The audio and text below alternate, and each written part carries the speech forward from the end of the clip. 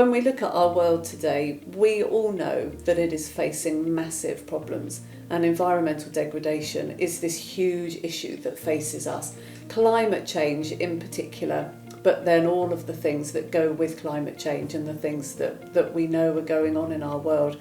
And it can be easy for us to be like rabbits caught in the headlights. We know there's this massive problem, and we know as Christians that it's something that we should be responding to and doing something about.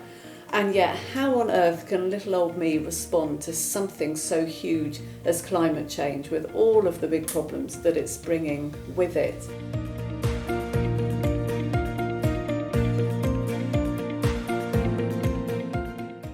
The thing that really got me engaged with environmental issues from a Christian perspective was when I was at university and I was studying theology, and someone lent me a little book called Whose Earth, which was very simple, and it just went through where in the Bible caring for the earth featured. So once I had seen where it featured biblically and how much a part of the biblical narrative was this idea of looking after the world, then that was what clicked in it for me, and I realised as part of my Christian faith this was something that I needed to take seriously. When I look in the Bible and see what the Bible has to say about the situation that we're in today, I see very clearly that God made this world and he loves it, and that he's created us to look after it, and that it's gone wrong because of us. And that's a message that we can't shy away from, that the problems that we see in our world are our own doing.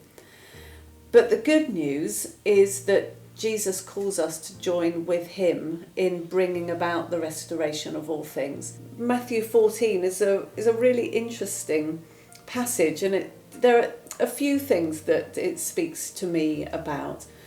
Firstly, I'm struck, as we see in other passages, with the total control that Jesus has over the natural environment, the environment that he is living in, as he's able to command the seas to be still in other passages, and here he walks on the waters. I'm reminded again and again by Jesus' words, "Do not fear," and his encouragement to Peter to get out of the boat and to join him, to be with him.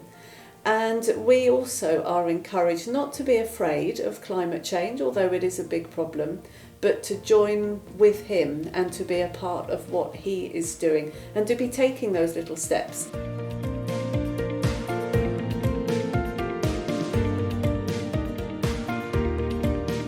Over the years, as I've thought about these things and tried to live in ways that look after this world of God's, there have been a number of different things that we have done. The food we eat, reducing the amount of meat is the most significant thing we could do there. The way we travel, dare I hit a holy sacred cow, our flying habits are really causing a lot of damage, and again, as followers of Jesus, I think flying less is one way by which we can worship him, really practically. The energy we use, thinking about where our energy comes from. One thing we can do there is to switch our energy to a green energy supplier. Really easy thing to do, doesn't need to cost much, but actually doesn't need to cost much more than the energy supplier we are with, but will make a big difference. And then thinking about the things that we throw away and taking active steps to reduce the amount of waste.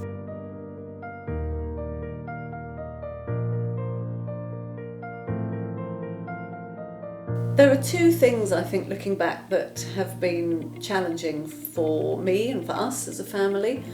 One of those things has been meat eating. We were hardened meat eaters as a family, and it took quite some time and quite some persuasion for us to move away from that. And I think the only way to do it is little by little. So we started off having one day a week when we wouldn't eat meat. And then when that felt normal and we'd got used to some meat-free recipes, then we went to 2 days a week and then to 3 days a week. So I now don't think anything of the fact that we don't eat much meat. That just seems quite normal to me. And the other thing for me that we've had to wrestle with has been family holidays. We took decisions not to fly on holiday, and that that made us think of other ways by which we could have holidays. And actually, looking back as a family, I know that it's led to us being much more creative, and we have had some wonderful family holidays. So it's been good, but it's been a challenge as well.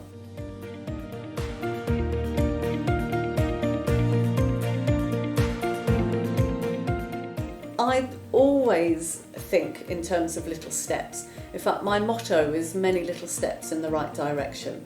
And sometimes it's just too much to think of doing a great big leap over there, but one big leap is made up of lots of little steps.